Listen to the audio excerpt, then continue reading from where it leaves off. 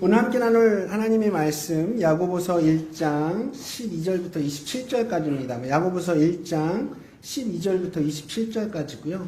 우리 교독하겠습니다. 그리고 마지막 27절은 한 목소리로 읽겠습니다. 야고보서 1장 12절입니다. 시험을 참는 자는 복이 있나니 이는 시련을 견디어낸 자가 주께서 자기를 사랑하는 자들에게 약속하신 생명의 면류관을 얻을 것이기 때문이라. 사람이 시험을 받을 때 내가 하나님께 시험을 받는다 하지 말지니 하나님의 나에게 시험을 받지도 아니하시고 친히 아무도 시험하지 아니하시느니라. 오직 각 사람이 시험을 받는 것은 자기 욕심에 끌려 미혹됨이니 욕심이 잉태한 죄 죄를 낳고 죄가 장성한 죄 사망을 낳느니라. 내 사랑하는 형제들아 속지 말라. 온전한 좋은 은사와 온전한 선물이 다 위로부터 빛들의 아버지께로부터 내려오나니 그는 변함도 없으시고 부전한 그림자도 없으시니라. 그가 그 피조물 중에 우리로 한 첫 열매가 되게 하시려고 자기의 뜻을 따라 진리의 말씀을 우리를 낳으셨느니라. 내 사랑하는 형제들아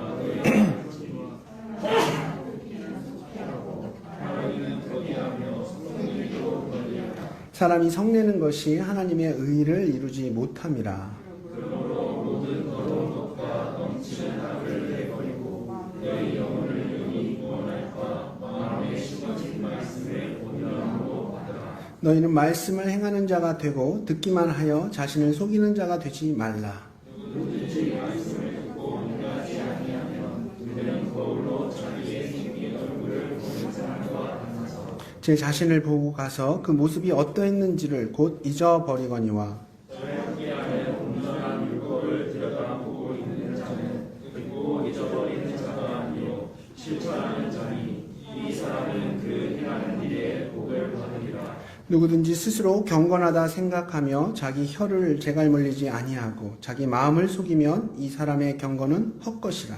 하나님 아버지 앞에서 정결하고 더러움이 없는 경건은 곧 고아와 과부를 그 환난 중에 돌보고 또 자기를 지켜 새 속에 물들지 아니하는 그것이니라. 아멘. 지난주에 나눈 야고보서 그 초반절 부분에서는 야고보서 전체에 흐르고 있는 아주 중요한 주제 세 가지가 있다고 말씀을 드렸죠. 여러분 기억하시나요? 시험, 그리고 지혜, 그리고 물질. 이 세 가지 주제가 계속해서 반복적으로 야고보서 전체를 아우르고 있습니다. 그리고 그 가운데 온전한 믿음이 무엇이냐, 이것을 얘기를 하고 있죠.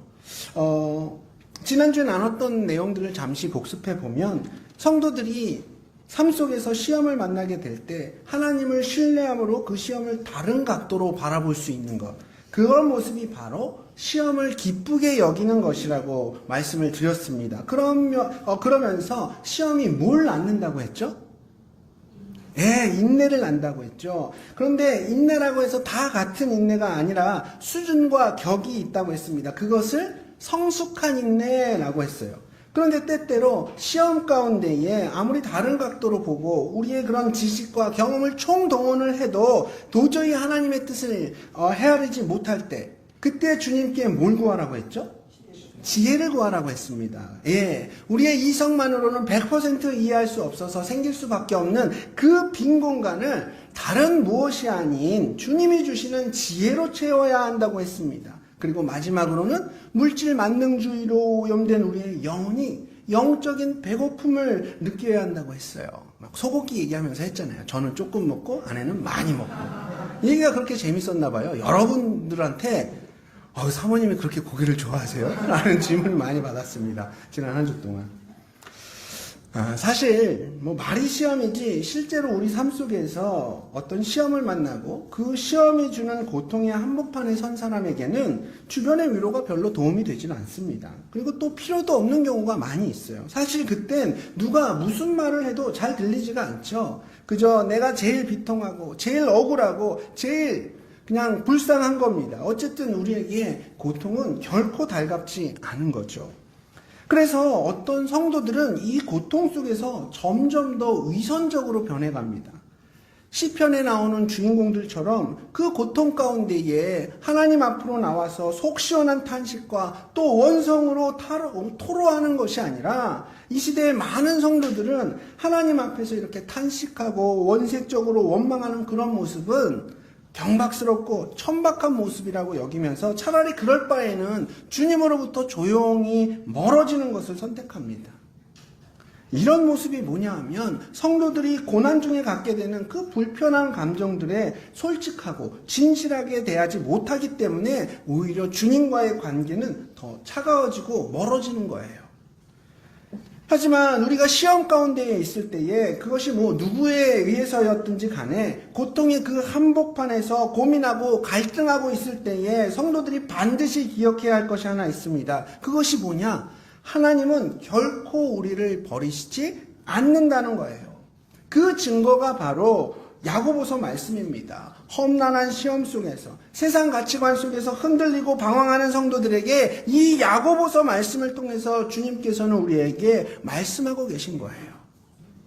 자, 어쨌든 야고보서의 핵심이 뭐예요? 도대체 참된 믿음은 뭐냐? 경건한 그리스도인들은 어떻게 살아가야 되냐?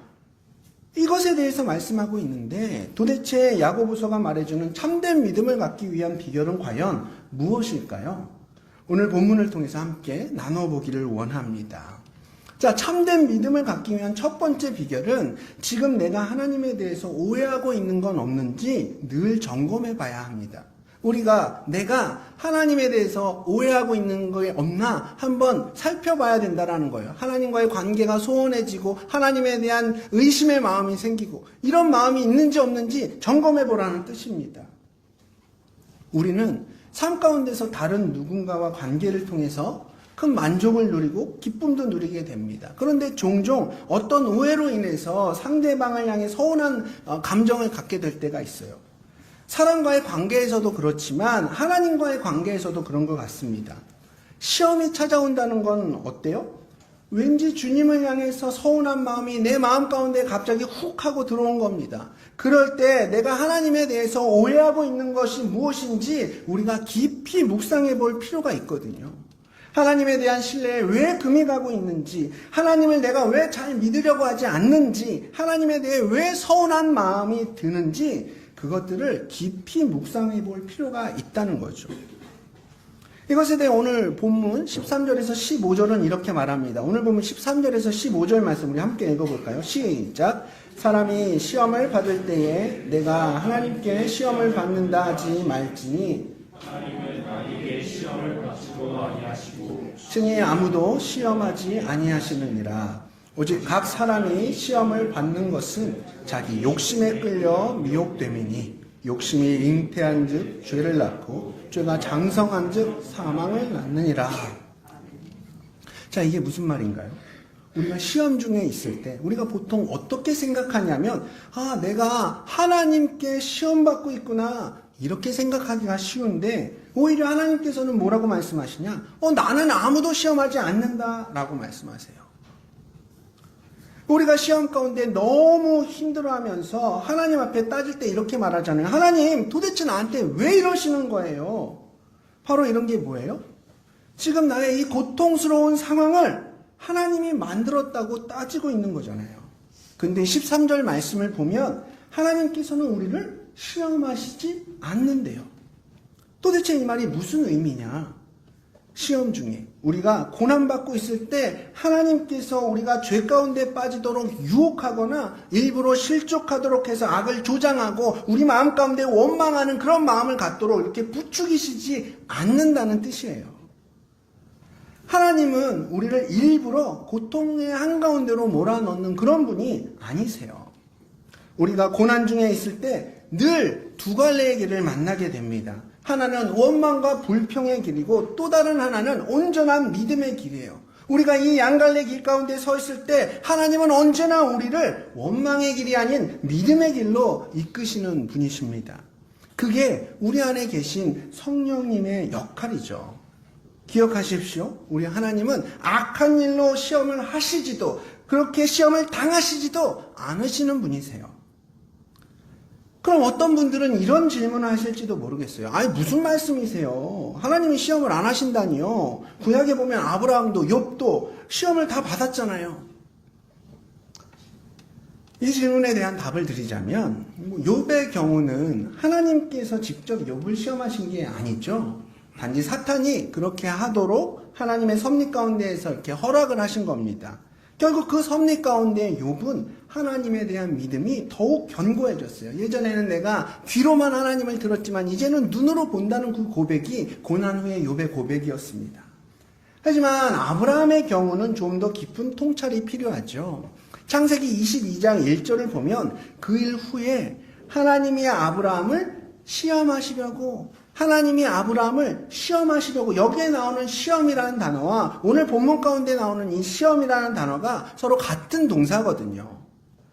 창세기 말씀에서는 시험을 하신다고 했고 야고보서에서는 시험하시지 않는다고 했고 마치 두 구절이 서로 충돌하는 것처럼 보이는데 사실 충돌하고 있는 게 아니에요.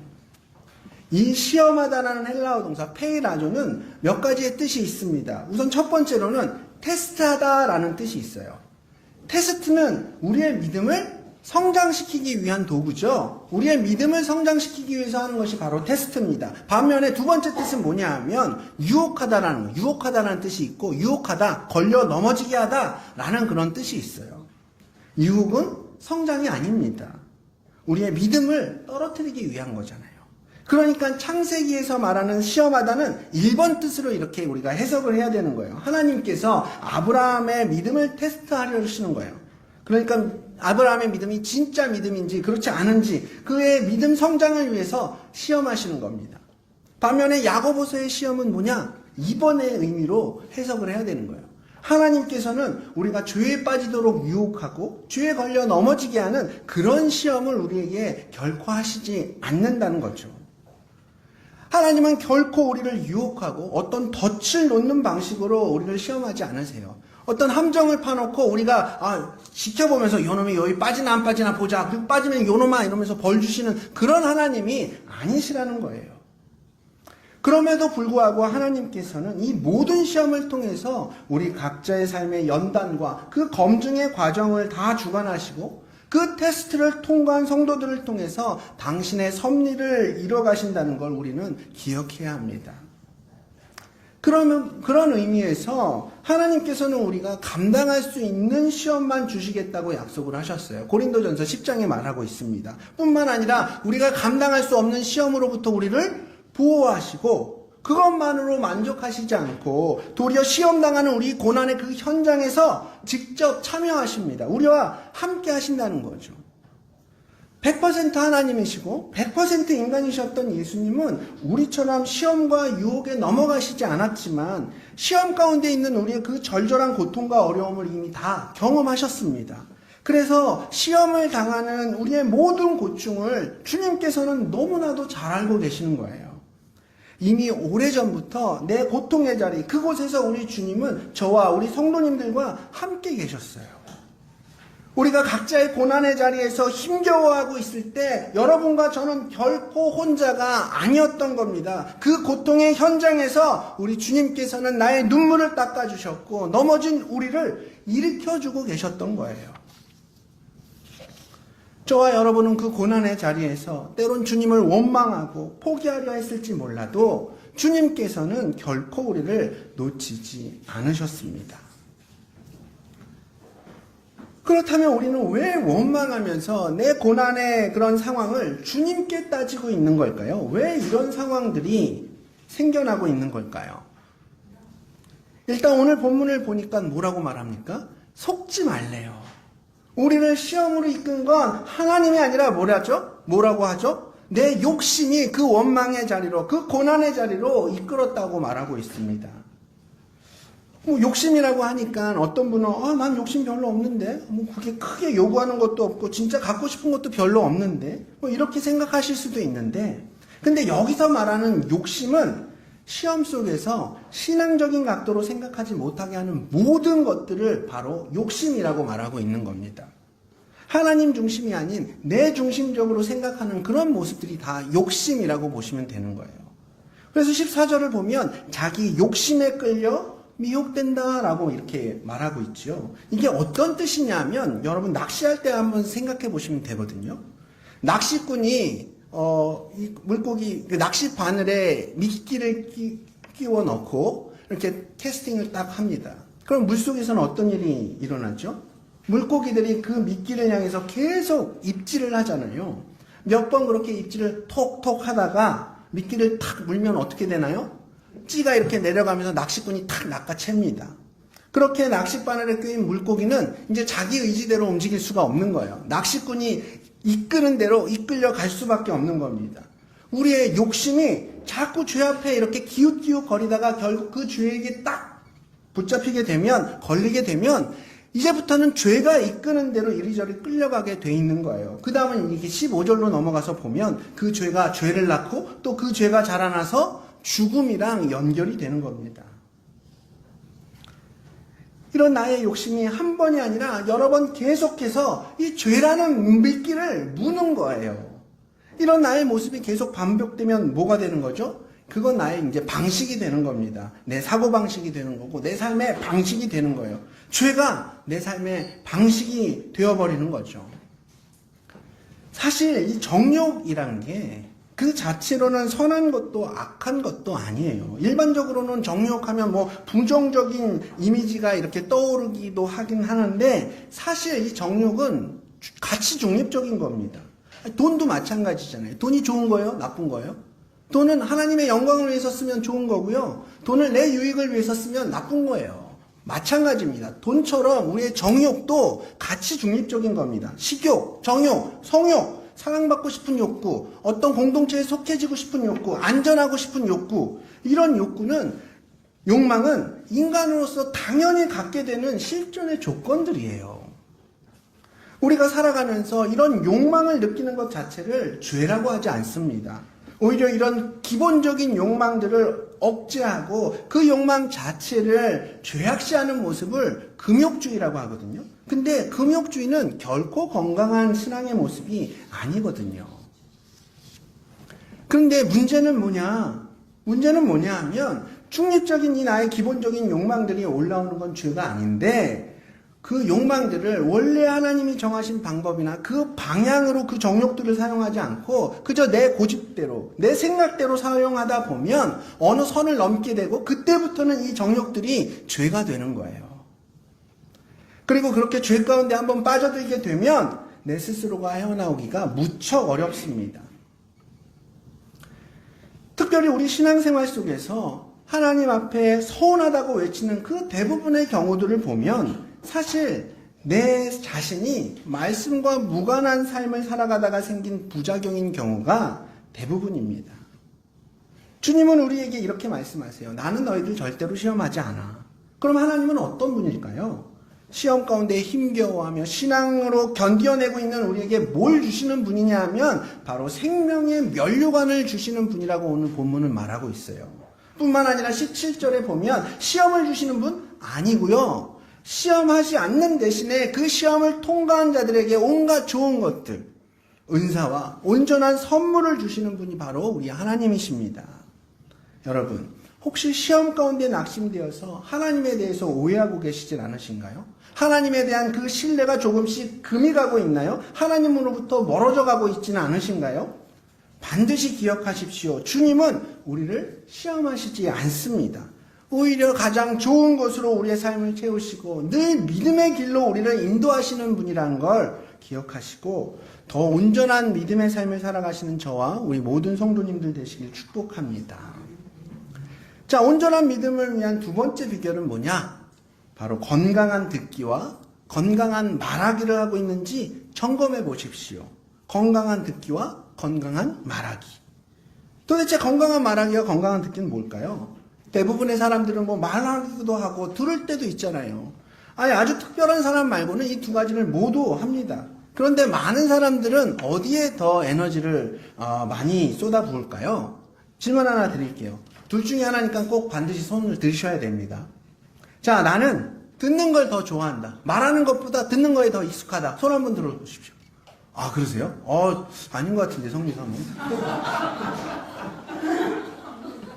네, 아니, 다른 분은 제가 모르고요. 아니다. 나는 말하는 게 듣는 것보다 더 편하다. 말하는 거에 익숙하신 분. 예, 2번 드신 분 뭐예요? 누구예요?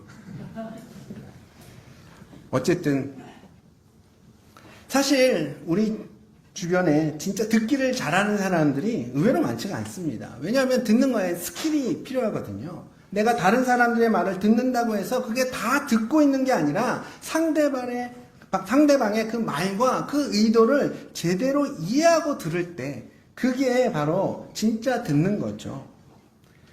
대부분의 사람들은 본능적으로 듣기보다는 말하는 것으로 에너지를 이렇게 발산하게 되는데, 그래서 대체로 말하기보다 듣기가 더 어렵다고 합니다.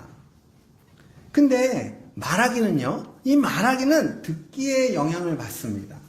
듣기가 적으면 말하는데 실수가 생길 수밖에 없어요. 왜냐하면 정보가 적잖아요. 많이 들으면 들을수록 이해하고 또 말을 조심스럽게 할 수 있지만, 적게 들으면 말할 때에 반드시 실수가 나오게 되어 있습니다. 우리 야고보서 1장 19절에서 20절 말씀 한번 읽어보실까요? 19에서 20절 시작. 네, 사랑하는 형제들아,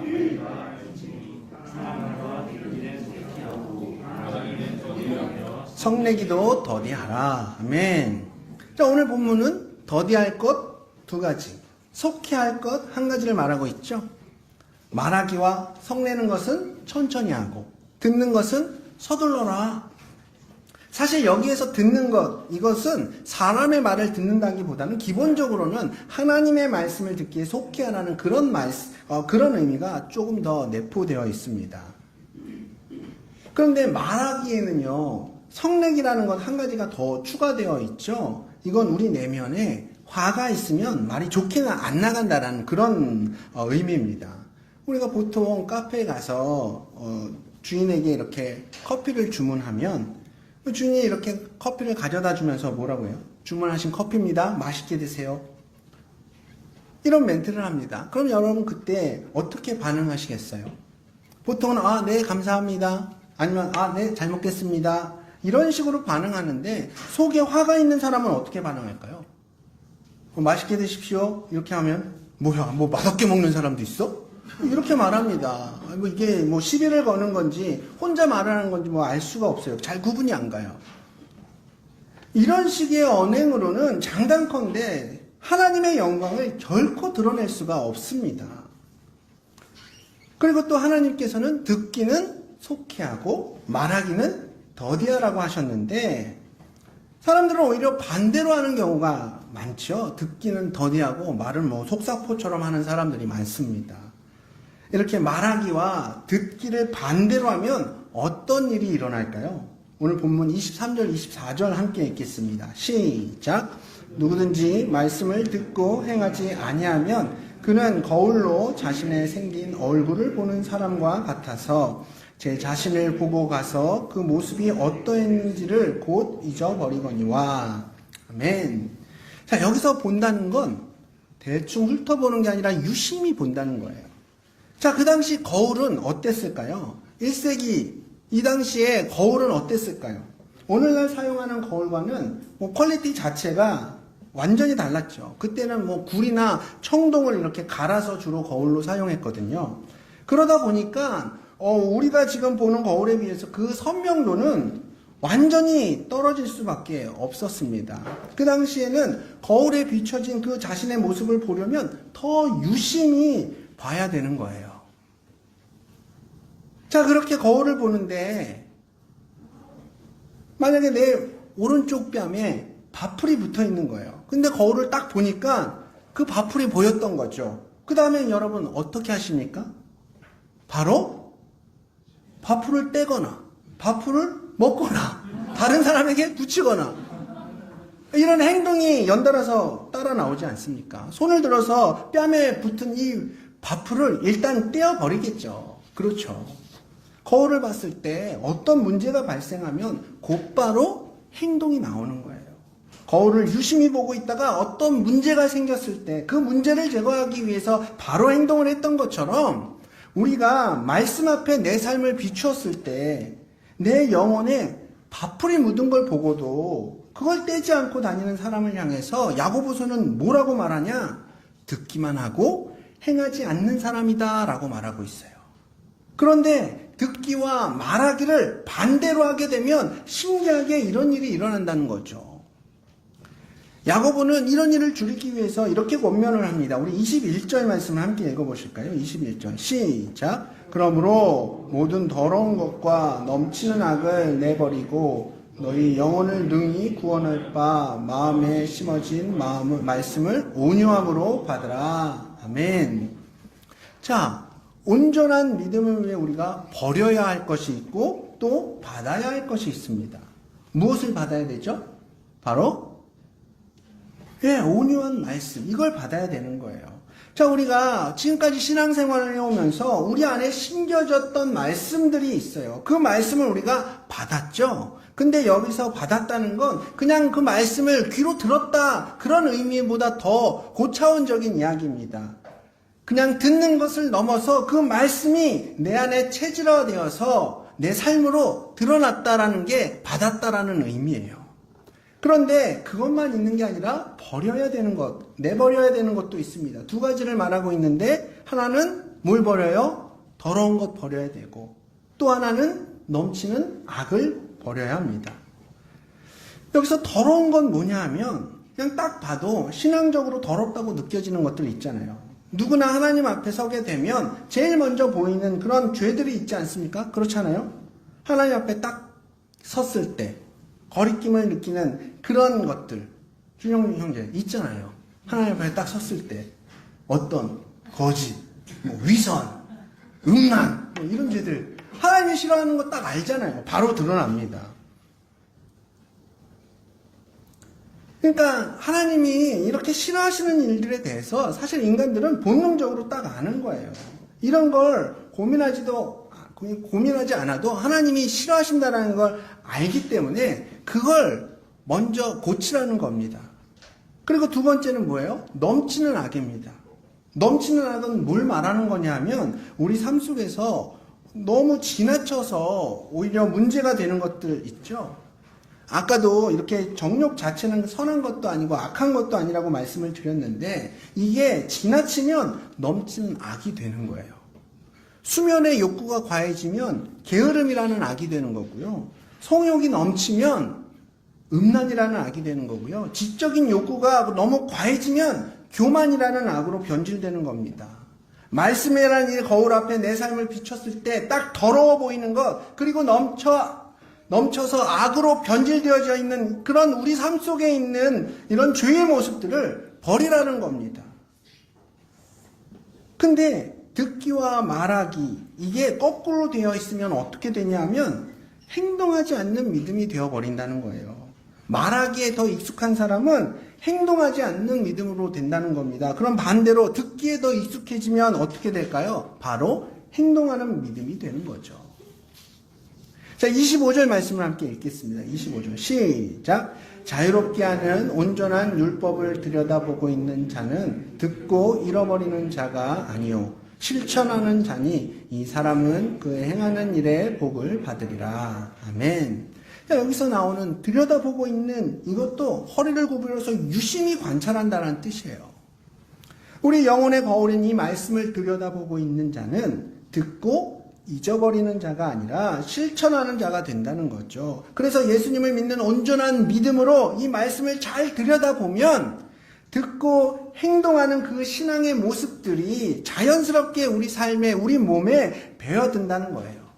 물과 기름이 섞이지 않는 것처럼, 완전히 구분되어 있는 것처럼 완전히 말씀과 내 삶이 구별되어서 살아가는 그런 신앙은 주님의 말씀을 듣는 것에 상당히 둔감했던 인생이었던 거죠. 그렇게 되면 성도의 믿음은 떨어질 수밖에 없는 겁니다. 그러니까 여러분, 오늘부터 여러분의 듣기와 말하기가 건강하게 유지되고 있는지 다시 한번 점검해 보시기 바랍니다. 말하기가 아니라 듣는 것에 더 익숙해지셔야 되는 거예요. 오늘 야고보서에서 전하고 있는 이 온전한 믿음을 유지하는 비결 두 가지를 함께 나눠보았습니다. 우선 내가 하나님을 오해하고 있지는 않은가, 이것을 늘 점검하면서 하나님이 어떤 분이신지를 다시 한번 우리 마음 가운데 새기시길 원합니다. 주님은 우리를 결코 시험하시는 분이 아니라 오히려 믿음을 주시고 신령한 하늘의 복으로 우리의 마음을 채우시는, 우리의 삶을 채우시는 분입니다. 두 번째, 우리는 건강한 듣기와 말하기를 하고 있는지 점검해 봐야 됩니다. 말하는 것보다는 듣는 것에 익숙해지십시오. 하나님의 말씀 앞에 더러운 것과 넘치는 악을 제거하시면서 그저 말씀을 듣는 것으로 마치는 믿음이 아니라 행동하는 믿음이 되시길 축복합니다. 이렇게 다시 한번 야고보서 말씀과 함께 온전한 믿음의 삶을 계속 꿈꾸시는 저와 우리 모든 성도님들 되시길 축복하며 오늘 말씀을 마치도록 하겠습니다.